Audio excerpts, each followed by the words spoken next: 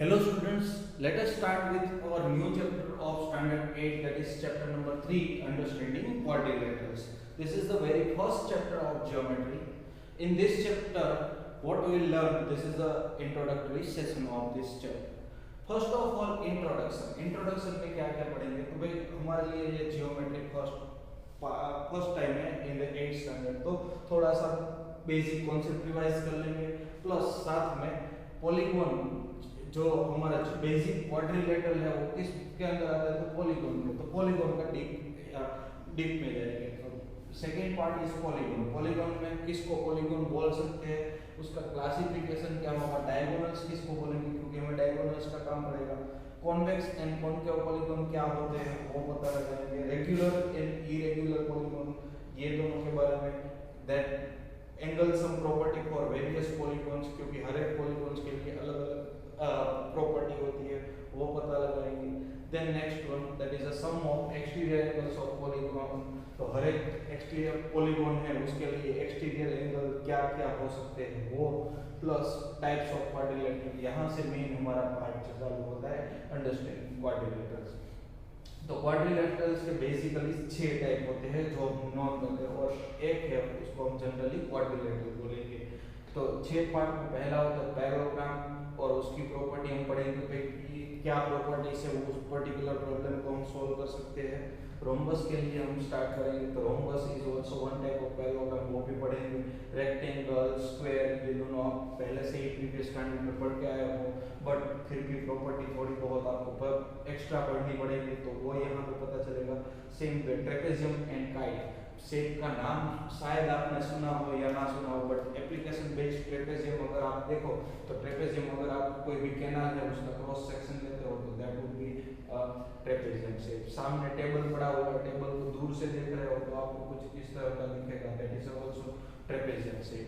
Kite आपको पता है कि आप जो यूज फेस्टिवल के टाइम काइट उड़ाते हो, that is a kite shape. तो काइट शेप की बेसिकल डिफरेंस क्या है, तो ये सब हम इस पर्टिकुलर चैप्टर में पढ़ने वाले हैं।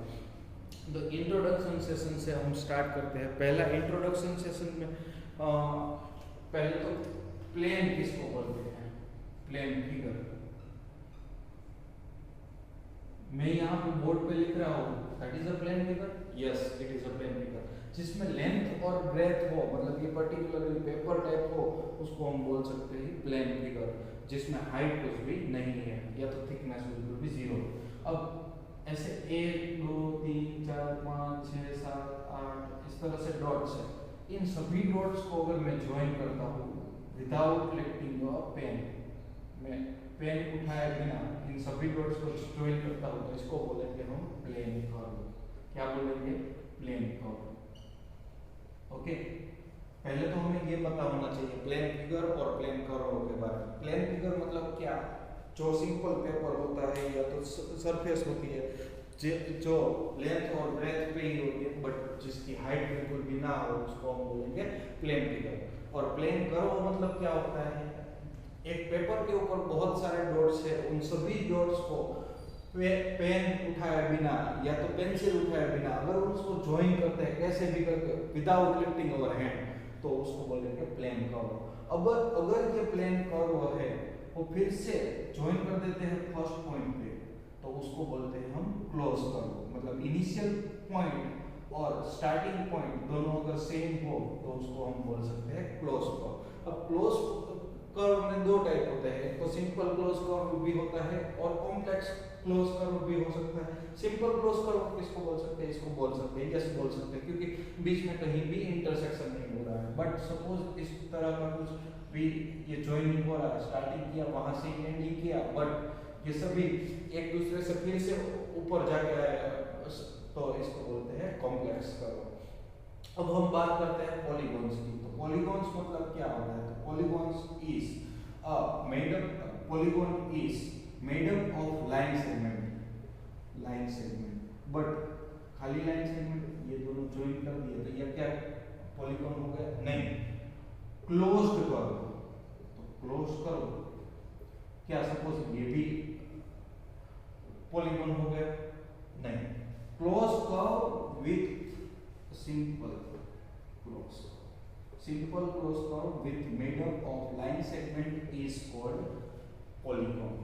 जैसे कि सिंपल क्लोज कर्व मतलब एक दूसरे से ये मिलने नहीं चाहिए, तो ये सिंपल क्लोज कर्व है। सिमिलरली ये भी सिंपल क्लोज कर्व है, सिमिलरली ये भी क्लोज कर्व है। ओके, तो इसको हम बोल सकते हैं पॉलीगॉन। पॉलीगॉन मतलब जिसमें n number of sides, n number of angles हो, उसको हम जनरल नेम क्या देंगे, पॉलीगॉन्स। अब पॉलीगॉन का क्लासिफिकेशन, अब हमने बताया कि लाइन सेगमेंट से ये बना हुआ होगा, लाइन सेगमेंट से। तो लाइन सेगमेंट, एक लाइन सेगमेंट से बन सकता है कोई भी पॉलीगॉन? नहीं, पॉसिबल नहीं है। क्यों? सपोज ये लाइन सेगमेंट बनाया हमने, इसको हम पॉलीगॉन बोल सकते हैं? नहीं। क्यों? क्लोज कर्व नहीं है। दो लाइन बना दी तो ये भी पॉलीगॉन हो सकता है? नहीं। क्यों? ओपन, यहाँ पे क्या बोला है, close curve with made up of line segment. तो मिनिमम पॉलीगॉन जिसकी साइड कितनी हो सकती है, तो कि 3 साइड वाला मिनिमम पॉलीगॉन छोटा से छोटा बन सकता है, उससे छोटा पॉलीगॉन बन सकता नहीं है। इसमें 1, 2 और ये 3 तीनों साइड है और ये तीनों एंगल है। साइड और एंगल ये आपके क्या हो गए, मेंबर्स हो गए पॉलीगॉन से। तो ऐसे अगर क्लासिफिकेशन की बात करोगे जिसमें 3 साइड हो या तो 3 एंगल हो, तो उसको हम क्या बोलेंगे, ट्रायंगल। 4 साइड 4 एंगल हो तो क्वाड्रिलेटरल, 5 साइड 5 एंगल हो तो पेंटागन, 6 साइड 6 एंगल हो तो हेक्सागोन, 7 साइड हो तो हेप्टागोन, ऑक्टागोन, नोनागोन, डेकागोन। इस तरह से हम जनरल नाम देते हैं उसकी साइड के हिसाब से। बट उसका एक जनरल नाम अगर हम बोले तो वो क्या हो जाएगा, polygon. Okay, now next one diagonals की बात करते हैं। डायगोनल्स किसके हो सकते हैं? तो डायगोनल्स का पहले आपको पता होना कि डायगोनल्स क्या चीज है। तो कोई भी पॉलीगॉन है उसमें पास वाला जो एडजेसेंट पॉइंट है उसको छोड़ के दूसरे किसी भी पॉइंट के साथ अगर उसको ज्वाइन करते हो वो पॉइंट को, तो दैट इज कॉल्ड डायगोनल्स। तो देखो ये ट्रायंगल है तो इसका ये पॉइंट है, पास वाला एडजेसेंट पॉइंट छोड़ देना, तो ये पॉइंट नहीं, ये पॉइंट भी नहीं।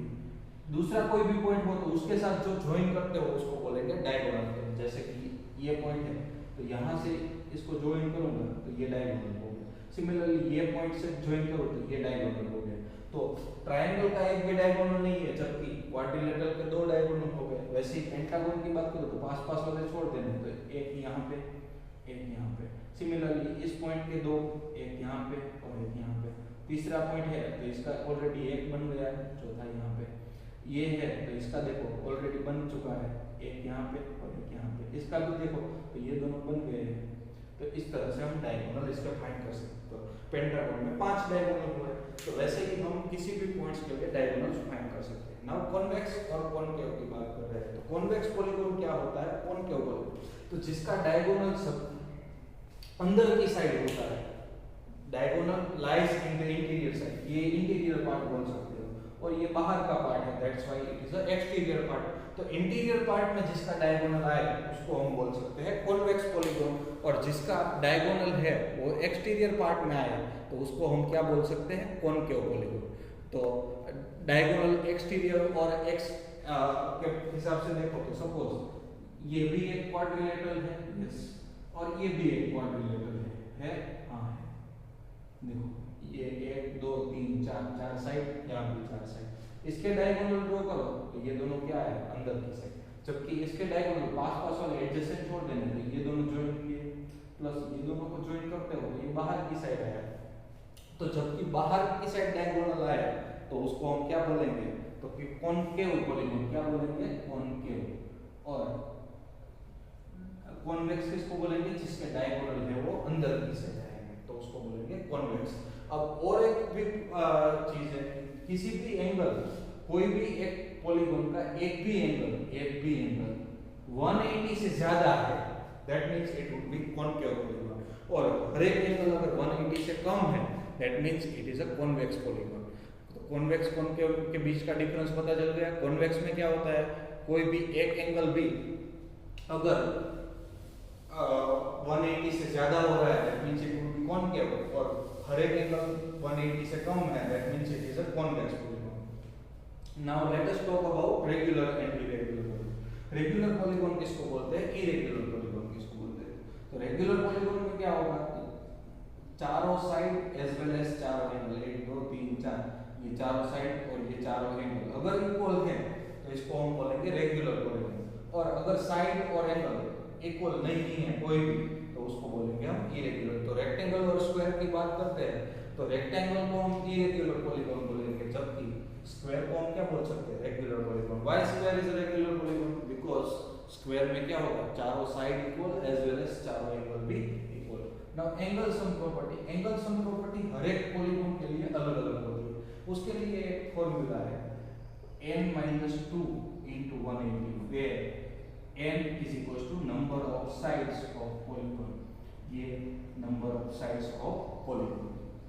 so angle sum property suppose 3 हो, मतलब ट्रायंगल हो, 3 - 2 1 into 180, तो एंगल सम प्रॉपर्टी ट्रायंगल की क्या होगी, 180। सिमिलरली क्वाड्रिलेटरल हो तो 4 - 2 2 into 180 360। लाइकवाइज हम 5 पेंटागन हेक्सागन सबके लिए फाइंड कर सकते हैं। Similarly exterior angles of polygon, तो कोई भी पॉलीगॉन देख लो उसका एक्सटीरियर एंगल एक ही ऑर्डर में देख रहे होगे, क्लॉकवाइज जा रहे हो क्लॉकवाइज, एंटी क्लॉकवाइज जा रहे हो तो एंटी क्लॉक, ये एंटी क्लॉकवाइज में जा रहा हो तो ये एंटी क्लॉकवाइज कुछ इस तरह से होगा। तो इन तीनों का एडिशन देख लो तो ये क्या होगा, 1 2 और 3, तो इसका टोटल ऑलवेज 360 होगा।